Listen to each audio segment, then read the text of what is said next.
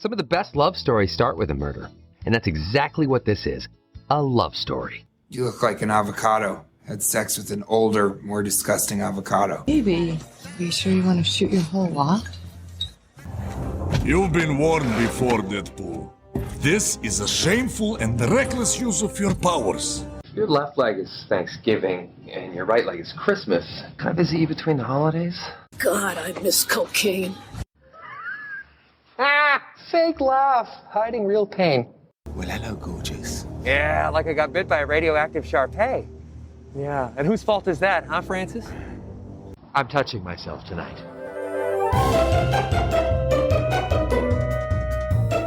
Hello, I'm film historian Tony Maeda. And I'm Brad Shreve, who's just a guy who likes movies. We discuss movies and television from Hollywood's golden age. We go behind the scenes and share our opinions, too. And of course, being the average guy, my opinions are the ones that matter. As does your self-delusion. Welcome to Going Hollywood. Tony, I am going to start with your usual opening and say I am so excited about this episode. I know, I'm blackmailed. That's stretching it. Tony and I agreed that we would each pick a film that the other had not seen. So last week, Tony chose Babyface from 1933, a movie I don't think I ever even heard of, and that film was salacious for its time. For Tony this week, I chose Deadpool, which is vulgar, obscene. Salacious for its time. And yes, salacious for its time. And people thought Babyface was dirty, and you ain't seen nothing yet. Do you want to give a little background about why we're doing this? Because I had never seen a Marvel movie. So here's how we got to Deadpool. Tony was a guest on my other podcast, Queer We Are. Sidebar, that's actually how we met. And he was talking about the golden age of movies and TV and that they just aren't the same anymore. He trashed superhero films, so I said, have you seen a Marvel film? And of course he said no. So when we gave each other this challenge, I decided, obviously, he needs to see a Marvel film. My expectation was he would see an Avengers film, or at least something from the Marvel Cinematic Universe, the MCU. And Tony, this may not make a lot of sense to you at first, but I'll explain. The Avengers films are all part of the Marvel Cinematic Universe. Deadpool is a Marvel comic, but it was not part of the MCU because it was owned by a different studio. Right. The way we wound up with Deadpool instead of one of the Avengers films or one of the Avengers is because I mentioned that Deadpool is one of my favorite movies, and Tony has a thing for Ryan Reynolds, which I get entirely.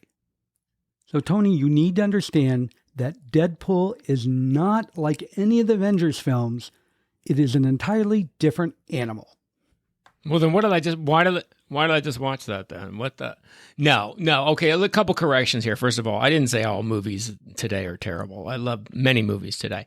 However, I did say that I didn't watch superhero movies because I find them pointless.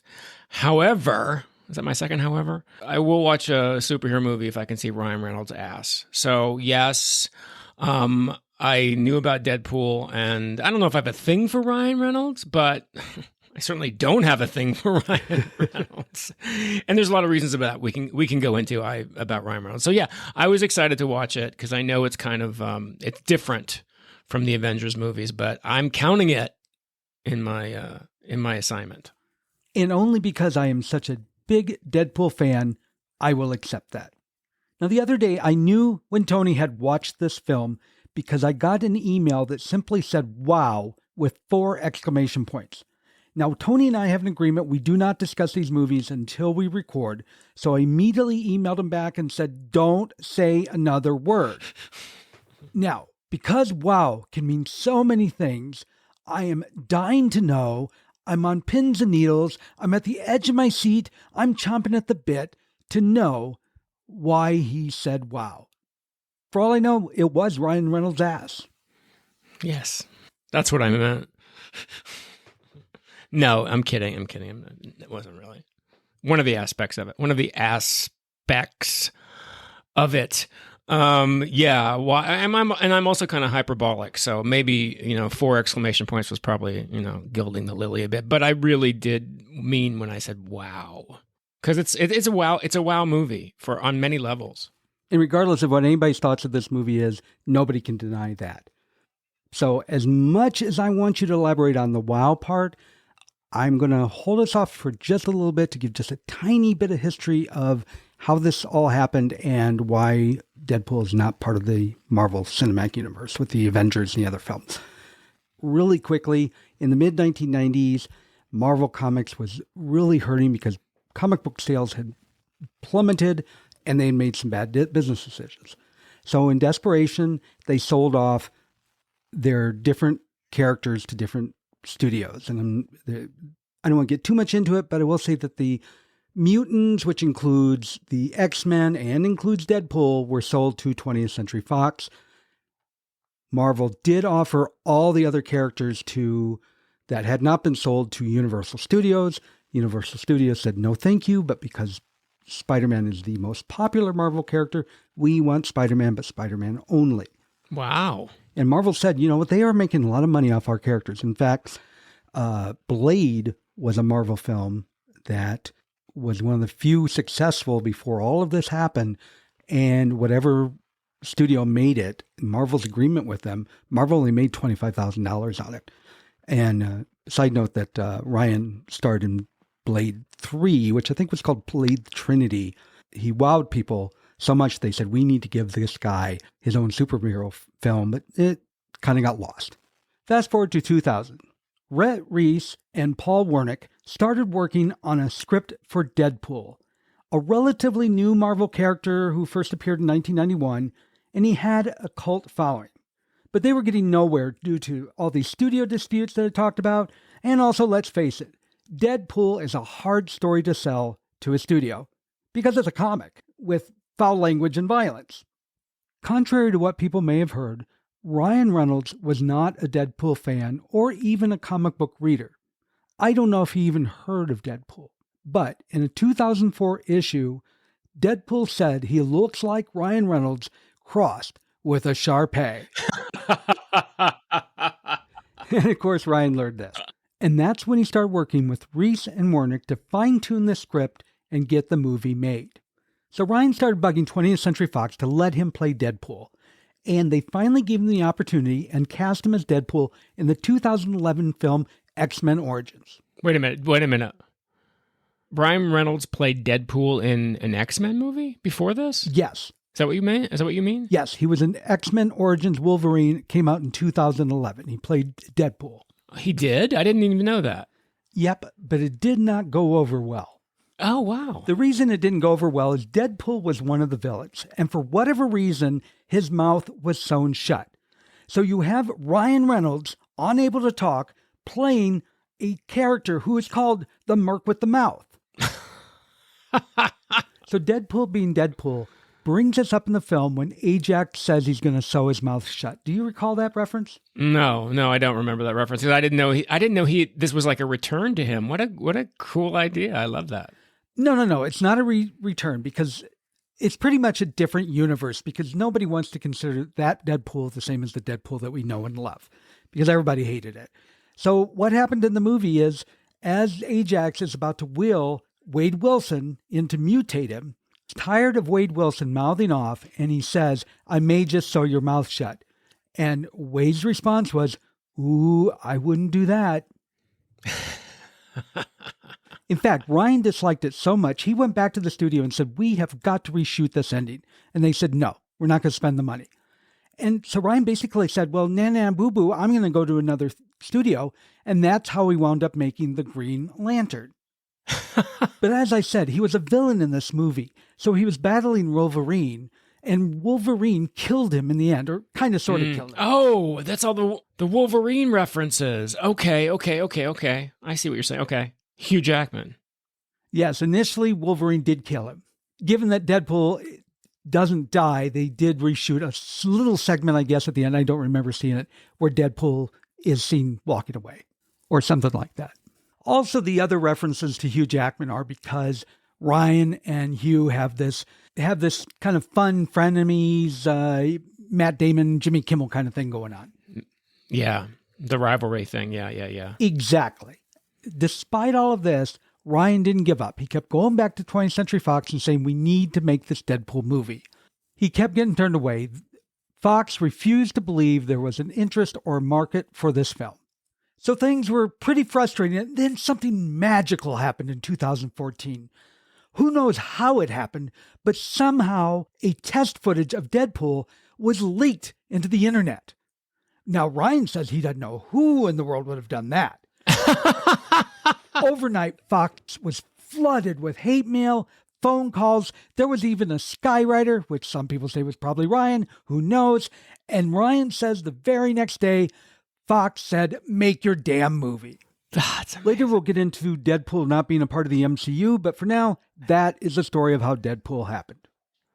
Wow. Now that's an origin story I was not expecting.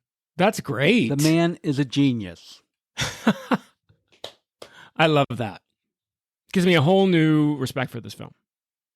Tony, I'm stopping our conversation real quick. Why? Why? Brett, we're in the middle of a podcast. But this is about the podcast, and it's very important. Okay. Listener, whatever app you're listening on, whether it's on the computer or on the phone, reach your finger or your mouse over. It usually says follow. Some still say subscribe. And click that.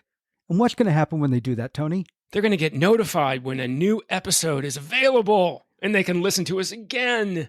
You don't want to miss that. No. Can we get back to the episode that we were recording? Of course. Please? Of course. All right. Thank you. Don't forget to subscribe and follow. There you go. Now that I've told about how this movie came about, Tony, tell the listener what this film is about. Well, basically, it's the story of Deadpool, how he became Deadpool, right? It's his origin story of, he's a smart ass. He's Ryan Reynolds, basically, in a B. Arthur t-shirt, which I just love. And he's having his life is going along amazingly well, and he gets cancer. So he's going to leave his girlfriend and who he's just met and he's falling in love with, and they're about to get married and all that stuff. And who does he meet? What is that guy? Actually, they've been together for a year. Oh, that was a year later. Okay, after they first met. But the guy he met was some kind of, who promised him, to become a superhero? Is that correct? That was muddied to me. I didn't quite understand that. The guy that shows up that Wade Wilson keeps referring to as a child molester because he is kind of creepy looking. And he went to the place where the mercenaries hang out waiting for jobs. I think it's called Sister Mary's. Mm-hmm. So Wade goes over to talk to the guy, and apparently his job is to find out people that have cancer or other kind of terminal illnesses. Basically, they're desperate for anything. Yeah. So the guy tells Wade, I know you have terminal cancer. And Wade's like, stalker alert. And the guy says, something like my job is recruitment. And then he says, the world needs extraordinary soldiers. We won't just make you better. We will make you better than better. Mm-hmm. A superhero. Now, they kind of skim over the extraordinary soldiers part because that comes important later. He does say here a superhero, but I don't know that Wade is taking him seriously in that sense. Literally. So Wade initially says, fuck off. But he doesn't want to hurt his girlfriend, now his fiancée. So he rethinks it. So Wade goes to this lab, which is underground and kind of scary. And what their plan is to give him chemicals and put him under extreme duress to turn him into a mutant. Now, the mutants, as far as the X-Men goes, that comes naturally to them. It is part of the natural progression of our future. But Wade is being chemically induced to make that happen for him, not evolutionary. I see. See, I wasn't clear about that. That's I didn't understand that. And the villain Ajax at some point says that he is also a result of the experimental lab and not part of a natural progression like it is with the X-Men or the New Mutants. I see. So mutants are just like roaming the earth with humans in this world, in this Marvel verse? Yes, though in actuality the mutants are human, they just have super abilities, superpowers, or mutated. And the reason why this happened is in the early 60s, Marvel wanted to come out with a new comic book. And they didn't want to do another radioactive spider or gamma rays like the Hulk, because that'd been done a million times. So they wanted this to be a natural progression in our future, which kind of doesn't make sense because why would every mutant be different, but, it's a comic book. We'll let them slide. Uh-huh. Co-creator Jack Kirby later said that they wanted to address tolerance and acceptance. Because this is 1963 when you could not, in a comic book, address racism directly. So this is their way to do it. The mutants, which they didn't call mutants then, are outcast from society. They aren't accepted. So there's a public debate and political debates of, do we allow these people to roam free? Do we control them? What do we do because they're dangerous? Ah, I see. That's interesting. I didn't know that. Backstory is fascinating. So the experiment works. It does cure Wade's cancer, but it also, as far as we know, makes him immortal because anything that's cut off of him or he's stabbed, even his heart, I think, was destroyed at one time, it grows back. He doesn't die. And he also has superhero strength, which most X-Men have, but not all, and maybe not most. Mm-hmm. And unfortunately for him, but fortunately for us, he goes insane. Oh. If you notice, when the movie starts, Wade Wilson does not address the camera. He does not talk to us, the audience. Deadpool does. Deadpool in the comics is fully aware he is in a comic book. Deadpool in the movie is fully aware he's in a movie. So while the other villains and superheroes are acting normally, Deadpool is addressing us quite frequently. Yes. Well, I got the crazy part. And so not only is he crazy enough to address the audience, he also has erratic behavior. And his erratic behavior is so intense. There's a villain in one of the books called the Taskmaster. And the Taskmaster is able to determine what a superhero, their next move is going to be. So he's very difficult to defeat. Deadpool is one that is able to defeat him because it is impossible for the Taskmaster to figure out what Deadpool's next move is going to be because even Deadpool doesn't know. Oh, wow. That's interesting. And who could play this crazy, kooky character better than Ryan Reynolds? Because as you said, this movie is Ryan Reynolds. Yes, I agree. No, I agree with you. I didn't know all that backstory, which is really interesting because I did have questions about this because if you're not aware of the Marvel verse and these things that happen, you're like, wait a minute. So is everybody a mutant who's walking around? I don't understand. Why are they all? So I get that. I get that a lot. This is what when you say, and it's like, so is the Taskmaster Ajax? No, he's different. Is that who the task? No, that's somebody else. Ajax is a different villain in the comic book. A different villain. Okay, I see. So basically what he's doing is he's trying to get his face back after what Ajax did in the film we're talking about now. Trying to get his appearance back from Ajax because Ajax said he's the only person that can help him get his face back. And so the movie's basically him trying to find Ajax, right? To have him put back to the way he was before. Yeah, the timeline's a little bit confusing. I'm not sure exactly, but I think it's 2 years. But for the most part, he's on a 1 to 2 year quest to get Ajax and kill him. But before he kills him, he needs Ajax to turn him back into looking like Ryan Reynolds. Who could blame him? And ultimately, he wants to get back to his true love. I'm thinking Victoria, but I know that's not right. Vanessa. Yes. He wants to get back to his true love, Vanessa. And he never went back to Vanessa because after the experiment, he is so hideously ugly. Ryan Reynolds crossed with a Shar-Pei. Well, when he got the experiment, here's another question I had too. When he got the experiment, he thought he was going to be turned into a superhero, a mutant. What did he think was going to happen with this experiment?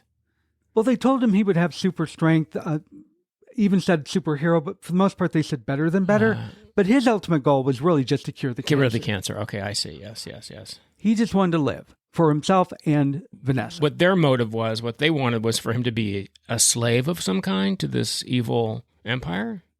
Yes, they do not tell him until he's strapped down and it's too late for him to do anything that he is going to become a super slave.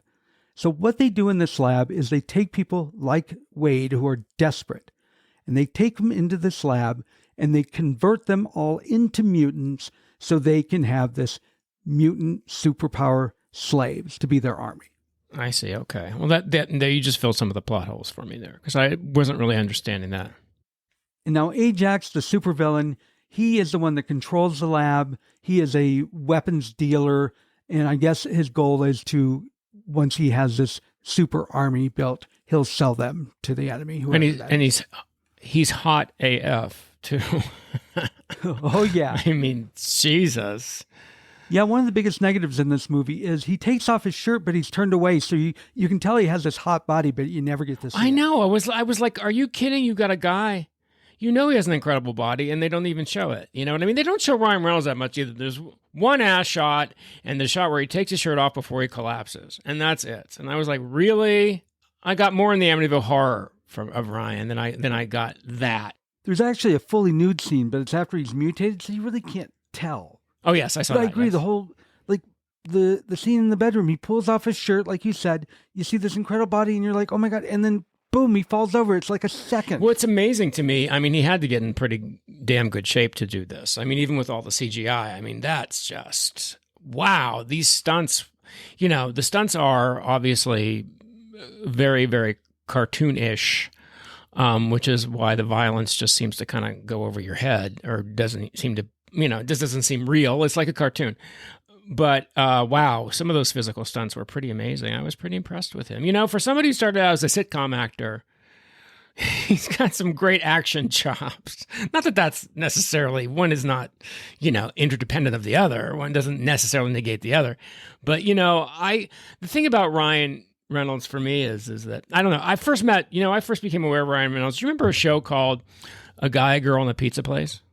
From like the late 90s? Two guys, a girl, and a pizza Two place. guys, a girl, and a pizza place. So you do know it. They changed the name. Two guys and a girl because the pizza place wasn't. Yeah, they eventually had them leave their job at the pizza place because they felt it was too confining for the sitcom. Yeah, what was it about? But I mean, when I saw him, I'm like, this guy is. First of all, I thought he was gay.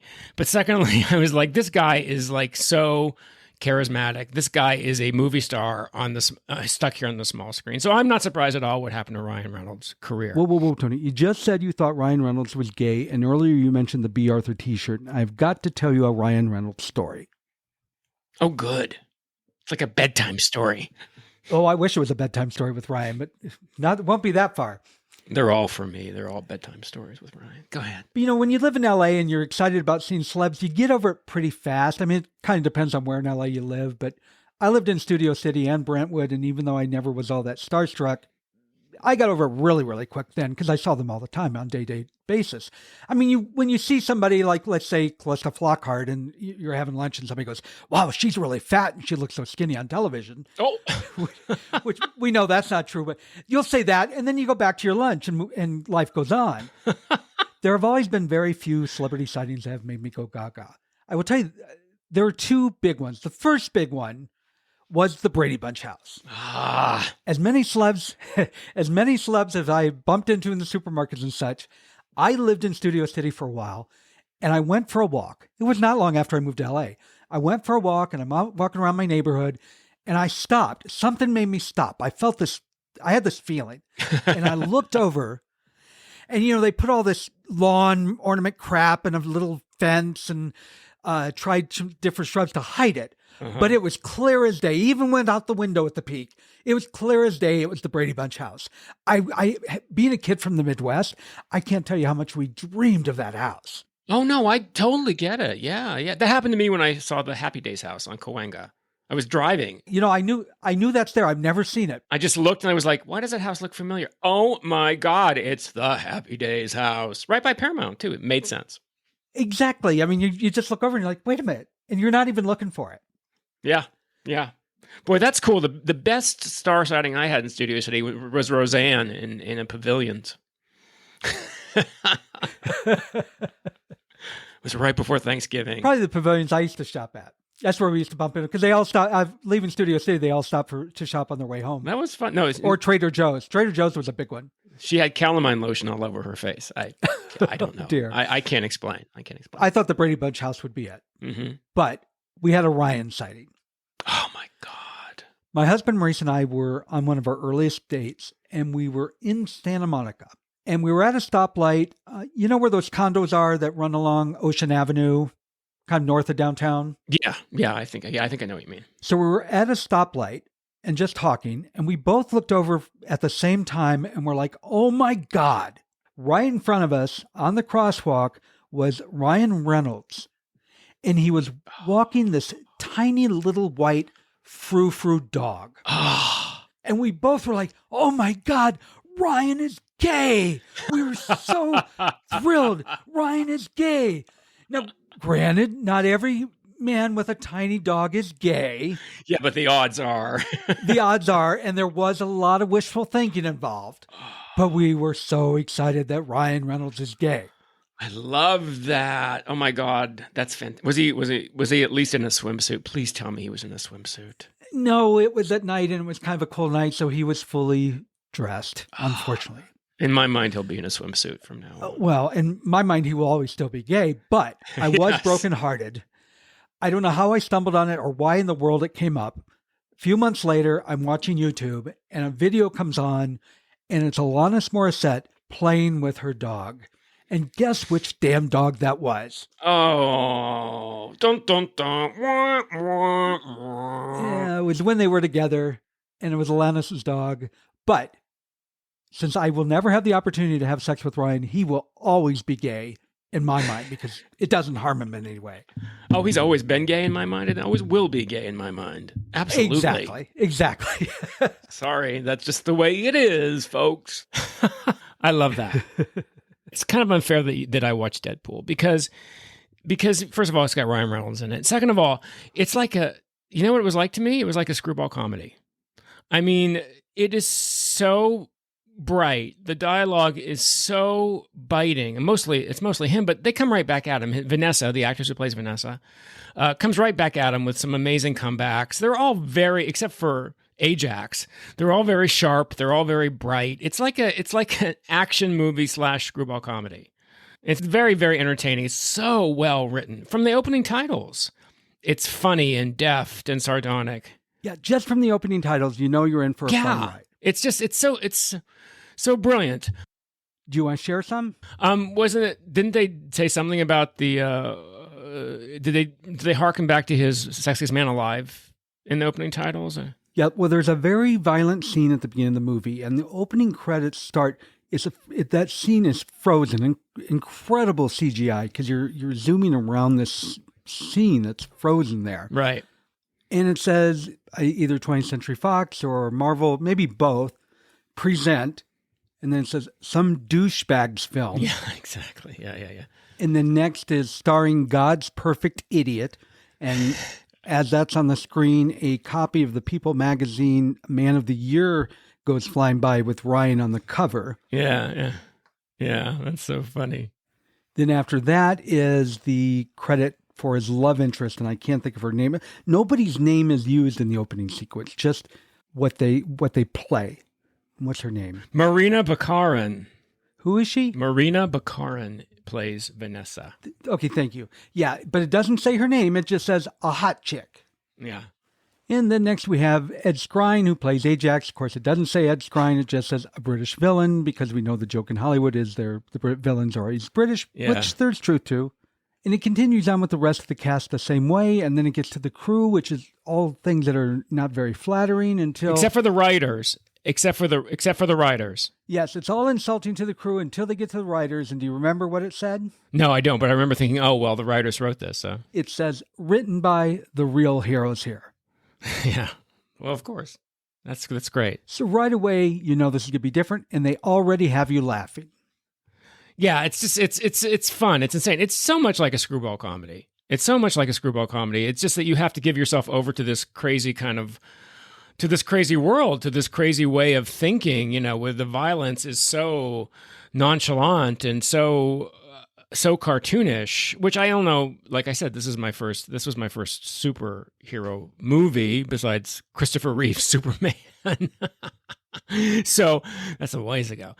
So I don't know if this is standard in these movies to have the violence be so over the top and kind of graphic, but yet it doesn't bother you. It didn't bother me. I was like, oh yeah, it's like a cartoon. Exactly. You know, and I think that's kind of the point. The other Marvel Avengers films are less violent, less graphic, less profanity. Deadpool is the first R-rated movie. Now, it's not the first R-rated Marvel movie altogether. I mentioned the Blade trilogy earlier. Those are R-rated, and there have been some others. But within this whole current batch of Marvel films that are all the Marvel Cinematic Universe, which I said Blade is not, but it is going to be, this is the first one that's R. Yeah. Had to be. My God. The line, yeah. There were a lot of F-bombs throughout the whole thing. Oh, yeah. A whole lot of F-bombs. If you know that I love this film, it's probably surprising to hear that I do not like violence in films. I find it disturbing. I hated Saving Private Ryan. I don't like war movies. I just don't like graphic violence. Mm-hmm. But Deadpool, even though it's much more graphic than a Looney Tunes cartoon, it's like a Looney Tunes cartoon. Yes. And as far as profanity goes, I'm glad we're finally starting to reach the stage that people don't do it just to be funny. But I still don't like that it's become so overused. And the reason why is if you're hammering a nail and you hit your thumb, Jeepers just does not work. You've got to yell, oh, fuck. And we need those off-limit words for those moments when it has the greatest impact. You do. They lose their impact. They use their import when it's every other word. Plus, it's just, it makes you think, okay, come on, you have an education. You can think of another word to use here instead of an explicative. But, out of Ryan Reynolds' mouth, because he's so quick, because his host persona is so quick and bright and sharp, it didn't bother me that much, the use of it, but there is a lot of it. You hit it on the head, because as much as the violence doesn't bother me in this film, the profanity doesn't bother me either. And some of it, the things he says, and because I don't think they're very realistic, that person would say it, but generally speaking, it works, and all because it's Ryan Reynolds and the way this film is written. Mm-hmm. Oh, I agree. In most other cases, it's lazy writing. Yeah, no, absolutely. And the actors are at his level. The girl who plays Vanessa, whose name I just went right out of my head after I just told you, Marina Barkar, is right there with him. She's beautiful too. She's gorgeous. Is right there with him, and that's like it's got this Hepburn Grant timing. You know what I mean? It's really. I keep coming back to this, but it really, I'm sitting here, I'm watching a screwball comedy for action heroes, because that's what screwball comedy was. It was about their relationships. It was about the verbal interplay. It was about coming at each other from different directions with words because they couldn't show sex. And that's what this reminded me of. And he, in his relationship with the audience, what's that one time he says, I just broke the fourth wall to break a fourth wall? Something about breaking two fourth walls or something like that. And I thought, that's so ingenious. It's so sharp. It reminds me of Veep. Where the writing is so dense that you really have to hear it. You really have to play it a couple times to really understand what he said, exactly what he's saying. And the Hugh Jackman references were hysterically funny. Everything about this movie is so smart. Oh, yes. And what he said was something like, I broke a fourth wall with a fourth wall. What does that make? 16 walls? And so many other ways. And first of all, I got to stop. Can you believe Leslie Uggams was in this film? God, I love that she played. I thought that was so wonderful. I wish she would have sang. I was waiting for her to break into song, but she didn't. Oh my gosh, she is so wonderful. And she's so foul-mouthed, and she's a cocaine user. I think she may even be a dealer. Wear red. She's the one who tells him to wear red, right? Because he keeps getting blood on his white. She's like, wear red. Yeah, wear red, dumbass. Yeah, that's when they meet at the laundromat, and he ends up moving in with her. And there are a lot of old lady jokes. Yeah. She is so wonderful in this film. What about the scene where she's trying to convince him to go back to Vanessa? And she tells him looks aren't everything. And he said, you think Ryan Reynolds got this far on his superior acting method? Yes, exactly. Yes. I know. It's so great. Well, that's one of the reasons why you love Ryan Reynolds, right? Because he's so self-deprecating. He's so in on the joke of everything. He's so charming in that way that you can't help but like him. I don't know how anybody cannot love him. And another reference he makes, I mentioned the Green Lantern. That was made back in 2011, starring Ryan. And I can't remember if it was a flop. If it wasn't a flop, everybody hated the film. It was a flop. So it was. Yeah, it was a flop. And Ryan especially hated it. And if you hear him interviewed, he's so sweet because he's so upset that he feels like he let so many people down with this film. Not just the audience, but the cast and the crew, et cetera, et cetera. Mm-hmm. But being who he is, he makes fun of it all the time. So I'm going to guess you didn't catch this, but another thing that he says as they're about to wheel him into the lab is, don't make my super suit green or animated. See, I didn't make the connection. You're right. I didn't, but that's hysterically funny. Oh my, see, this movie's so smart. This movie is so smart. I hope people like me who, are usually turned off by violence and superhero stuff. That's the thing about this movie is it's not that way at all. I feel like I cheated a little bit on this assignment because it was such an enjoyable film. Now, I don't know, I probably could watch it again just to try to catch some of the things he says, which are so fast and so funny. That you maybe need a second viewing, but I don't know if I want to. Even though the violence is kind of cartoonish, it's a lot to watch. There's a lot of violence in it. So I don't know if I could do it again. There is just so much violence, and yet I still watch it over and over and over again. This and Ant-Man, I love Deadpool for many reasons. I love Ant-Man for many reasons, and I adore Paul Rudd. But again, as far as the violence goes, it is so cartoonish. I mean, there's that opening sequence, which is a very, very violent sequence. It's just people being killed right and left. Deadpool's just slaughtering them. And that guy on the motorcycle, I think he's on a motorcycle. He flips up in the air and he smashes into a highway sign hanging over the highway. Yeah. He's stuck there. So later in the film, as a couple of the X-Men are trying to get Deadpool to become a good guy and join the X-Men, he says, nobody's getting hurt. And just as he says that, this disgusting slop of what used to be a human being falls to the road. Yes. And in any other movie, it would just be so gross. But they're brilliant because it happened so long ago, even though it's the same scene, that you've even forgot the guy was up there.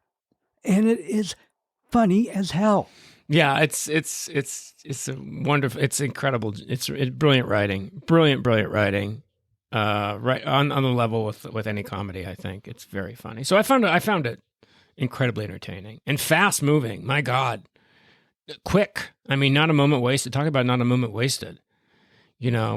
We're always talking about how films are these great comedies, but they don't waste a frame, and that's certainly true of Deadpool. I mean, I was like, is it over already? My God, that was so fast because not a moment's wasted. But here's a question I have for you.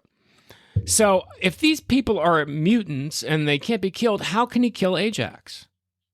No, that's Wade Wilson's or Deadpool's mutation. That he is immortal. He can't be killed. So Ajax is just this really hot, strong guy? Can I have his number? Well, you can have it after I'm done with it.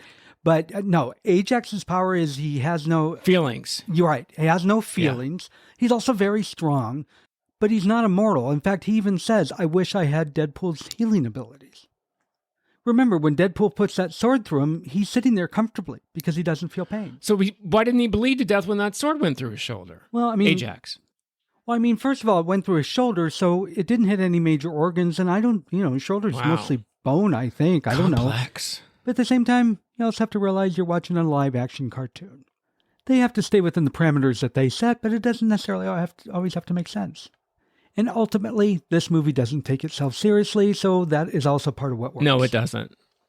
So I shouldn't try to I'm putting my rules onto the rules of normal society onto a cartoon universe. So he has no feeling, both emotional and physical, so he can't feel pain, but he can be killed, is what you're saying. Yes. Okay, that's why. Because I was at the end, you saw his brains blown. Yeah, he does kill him at the end. And I was like, well, how could he kill him? I thought he was a mutant. But okay, that's Ryan Reynolds' character's a mutant. Okay, I see. No, each mutant can be different. I mean, there's one that has wings like an angel, or I guess maybe a Pegasus. You saw Colossus, the big metal guy. He's not a robot. He's actually a human being. That's incredible. No, these kids are born normal kids, and they don't change until they're teens. And somebody can tell me if I'm wrong, but I'm pretty sure I'm right here. When they hit puberty is when their mutation shows up. At least as far as I know most of the time. That Fire Girl, she's one of the X-Men as well? Yes. Yes. Okay. She's Negasonic Teenage Warhead, and she is an X-Man.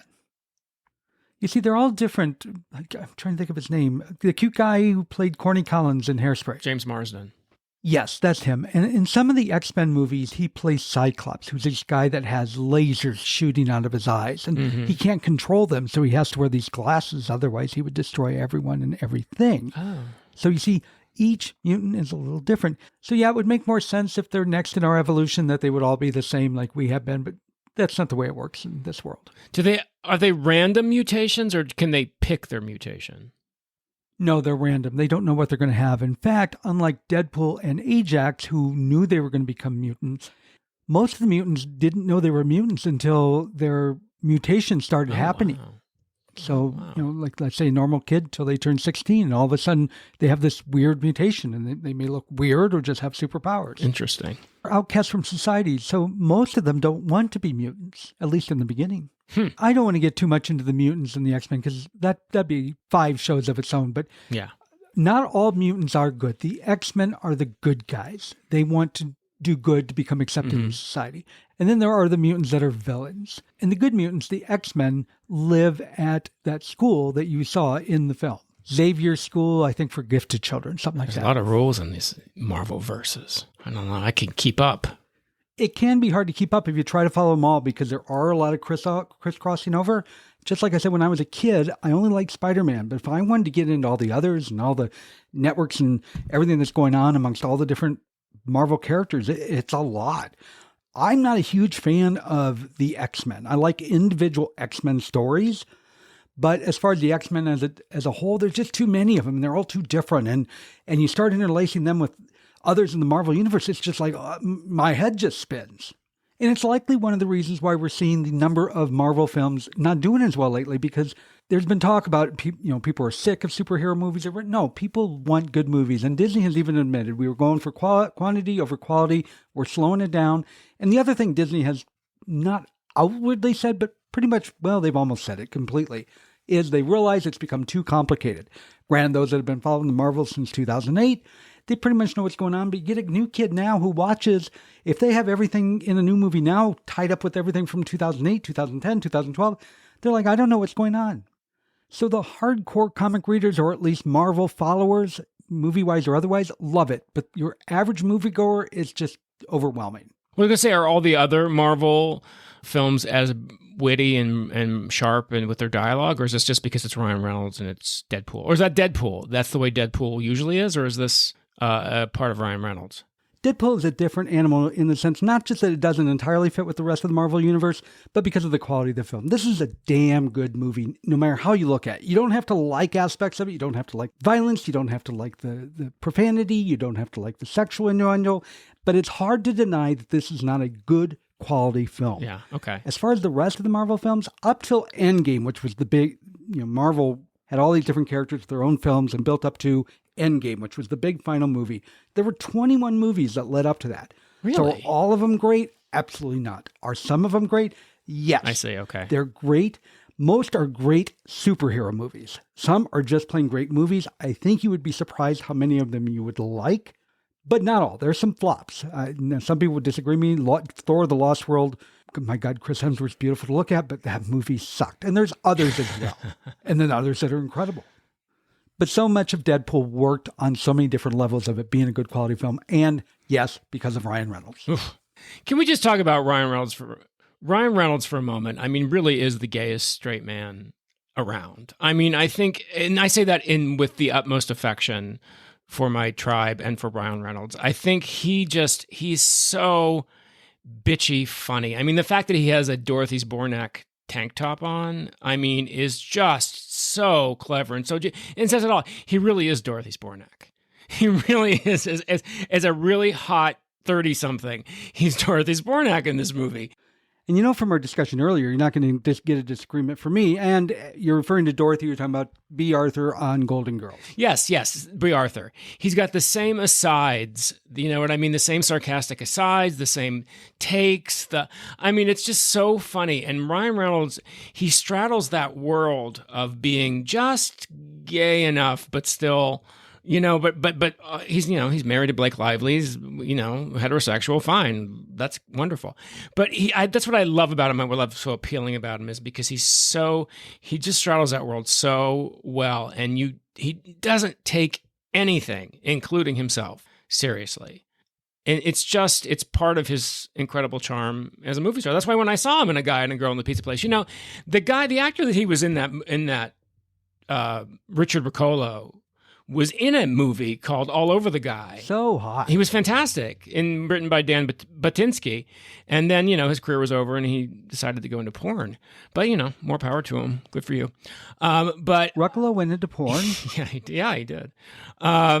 Straight porn. But, more power to him. That's a career path. That's definitely a career path. But I think that when I first saw it, I don't think that Ryan Reynolds was, the first time I saw that show, or I don't know if it was positioned that Ryan Reynolds was going to be this huge movie star. I think it was more Richard, but he's just a movie star from the beginning to the end. See, when I watched Two Guys, a Girl, and a Pizza Place, I thought Ryan was supposed to be the hot guy. He was funny, but I thought he was supposed to be the hot guy. Whereas I felt Richard Ruccolo was much hotter. I felt Ryan was cute, but I would never have said he was sexy. They were both very funny, but Richard was definitely positioned as the hunk. And Ryan was kind of the zany, I don't want to say Chandler-esque character, but he was a little Matthew Perry Chandler-esque in that show. And he still has that. The problem is he's also incredibly good looking. And so you can't get mad at the guy. You want to get mad at the guy because he's so talented and he's so funny and he's so bright and he's so good looking, but you can't because he's also so self-deprecating. And that's in this movie, even though he's in a mask the entire time and you don't see his face, that charm comes through that, whatever that is, that monogahide he's in, whatever you call that material. Does monogahide still exist? I don't think so, but anyway. Naugahyde is still a thing, and I only know that because I know people in the furniture manufacturing. But I got to say about Ryan, nobody should be that good looking, that charming, that sexy. Ryan is proof that God is not fair. Nobody should have all those qualities. Thank God Ryan does, but nobody should.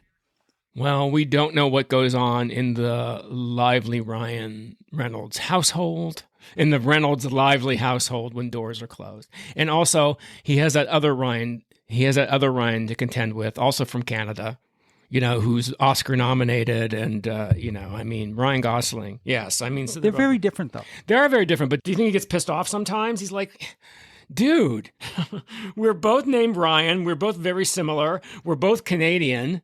It's like, what's going on in Canada, by the way? I don't know, but I like it. Yeah, absolutely.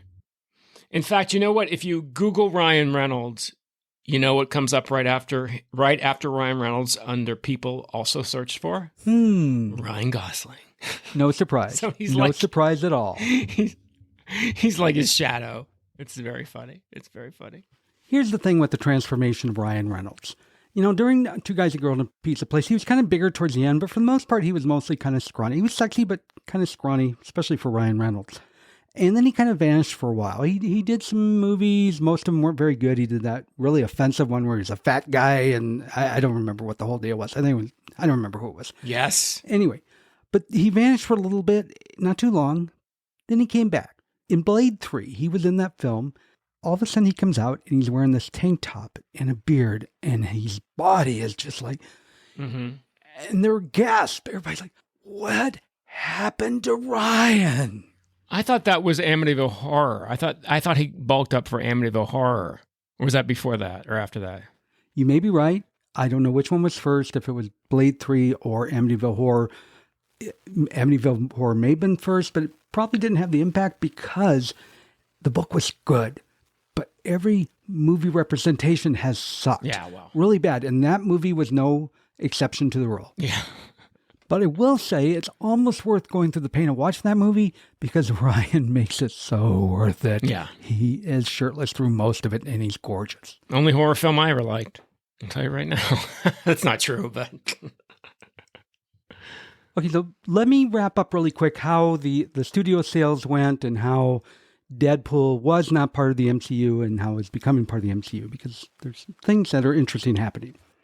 So in 2008, Marvel, when they decided to make their own film, came out with a Hulk movie called The Incredible Hulk and also the very first Iron Man movie. And those first two movies, specifically Iron Man, were the first two of the Marvel Cinematic Universe, what became part of that whole The Avengers series. So in 2009, a year later, because Marvel did so incredibly well in the box office, no surprise to anyone, Disney looked over and said, ooh, let's buy that studio. And they did. They bought it for $4.5 $4 billion, I think, and which sounded like a ridiculous amount at the time. We now look back and say, wow, that was the deal of the century. So Disney was making all the Marvel films while Fox was over there making the X-Men, and they started doing Deadpool. Well, yes, the mutants and X-Men are part of Marvel too, but not the MCU. 10 years later, in 2019, Disney bought 20th Century Fox. Now, they bought it after Deadpool 2 had filmed, so everybody was wondering, what is Disney? Are they going to release a Deadpool movie? Are they going to release this graphic, violent, profane movie? And they did. They released it, I think it was under 21st Century Fox Studios or something of that nature. So they kind of swept it under the rug a little bit. They did come out later with a PG version of Deadpool for the kids. I don't know how long it was. I can't imagine how it could have been more than 11 minutes. But they did. But we now have Deadpool 3 coming out. And everybody's like, okay, Deadpool now is going to somehow eventually become part of the Marvel Cinematic Universe. Are they going to let Deadpool be Deadpool? And the answer is yes, they will. It is coming out as a Marvel film. And guess who is co-starring with Ryan Reynolds in Deadpool 3? And I'll give you a Negasonic hint. Wolverine. I was going to say, okay, it's got to be Hugh Jackman. Bingo. Yeah, of course. Now, Hugh Jackman was done with Wolverine, so he left, and as a result, they killed him off in the last Wolverine movie. Oh, that's funny. But comic books are like soap operas, and they never really die. It's a plays. They could do it. Well, of course they can. Yes. They brought back Bobby Ewing. They brought back Patrick Duffy. They can bring back Wolverine. It's Hugh Jackman, for God's sake. Yeah, good point there. And I gotta say, I have a pretty good idea how they're doing it, and it's damn creative. And this is a warning to anybody out there that doesn't want any kind of spoilers whatsoever. I'm usually with you on this. In the Deadpool Wolverine trailer, because it comes out this July, they give you more than a little subtle hint of how it happens. So if you don't want to know it all, don't watch it. It's funny, but don't watch it. So before we go, I have to tie this episode in with last week's episode of Babyface, because we talked about the Hays Code then. This week we're going to talk about, did you know that there is the comic book code? No. Yes. And as I read part of the code, you may or may not be surprised that most of this you have heard before. Can't make fun of priests in the comic book code? Off the top of my head, I don't remember anything about the clergy, but all of this is going to sound familiar. People, the churches and Congress were getting concerned that comic books were becoming indecent. So in 1954, they put together a congressional committee. Really? Just like when the studios became concerned about the government taking control of the film industry and censorship, the comic book industry became just as concerned, and so they developed the comic book code. Wow. They put in charge of the code Charles F. Murphy, who was a New York City judge. Now, I only found this in one source that said he specialized in juvenile delinquency, so I can't say for sure that that is true, but it kind of makes sense. Here is some of the code. Crime shall never be presented in such a way that presents sympathy for the criminal. They should not present the explicit details and methods of the crimes. They should not use the term horror or terror in their title. All lurid, unsavory, gruesome illustrations shall be eliminated.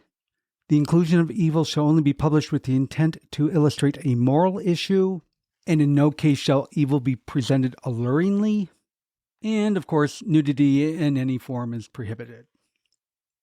And to illustrate how serious they took this, Batman and Catwoman, there was always this sexual tension between the two of them. And that was even illustrated in the 1960s Batman series.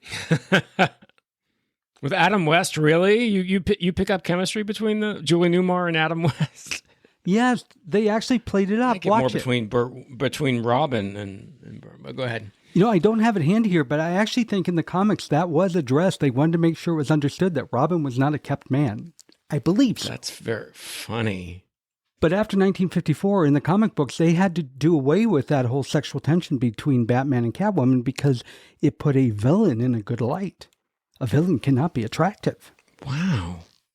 So needless to say, Deadpool would never have been made during that time period. No, it couldn't have been made pre-code. It would have to be pre-code.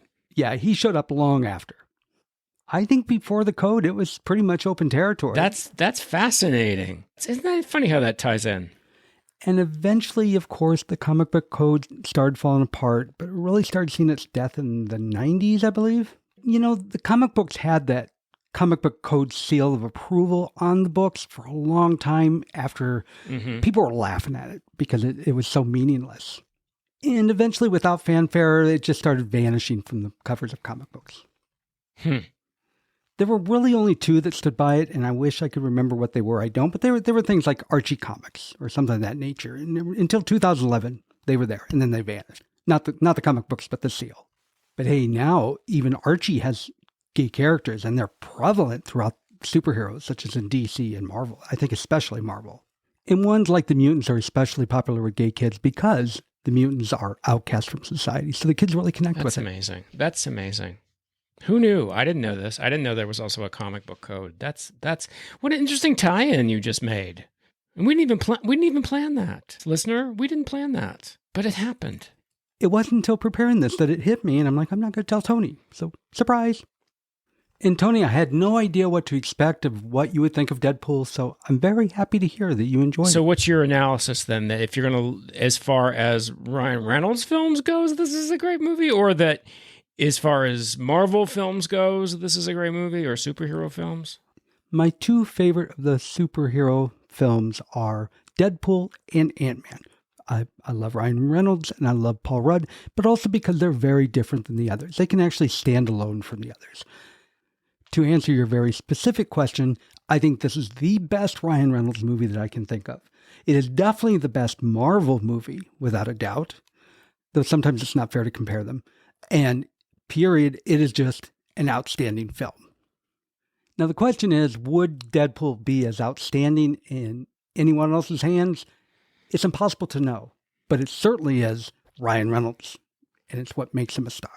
Yeah, I think it's a perfect marriage of character, actor, writer. I really do. I think that it's one of those magical moments, if you can call it that, when those elements are just so, it's like a puzzle, and they just fit together so well that it makes it just in its own way, a perfect movie. And again, Mr. Snooty Film Historian, I'm so pleased you enjoyed it because I was a little scared you'd hate it. Oh, I did hate it. What, did you give you the wrong impression? No.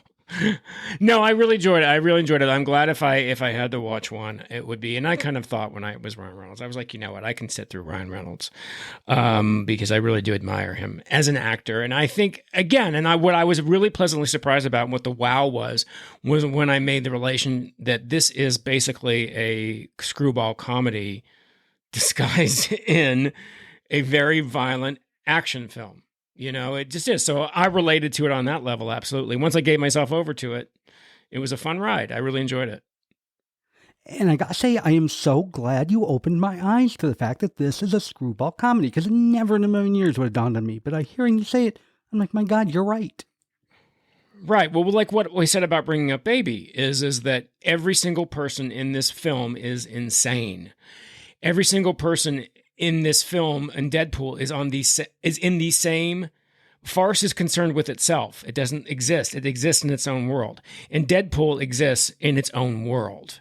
Everybody's in a different world together. And that's why that works. And that's exactly what screwball comedy is. So it makes perfect sense. You are so right. If they were making screwball comedies today, Ryan Reynolds, well, he does them, though. He does them. I mean, they're not total screwballs, but some of the films that he makes with the Proposal, things like that, there's a level of screwball in them.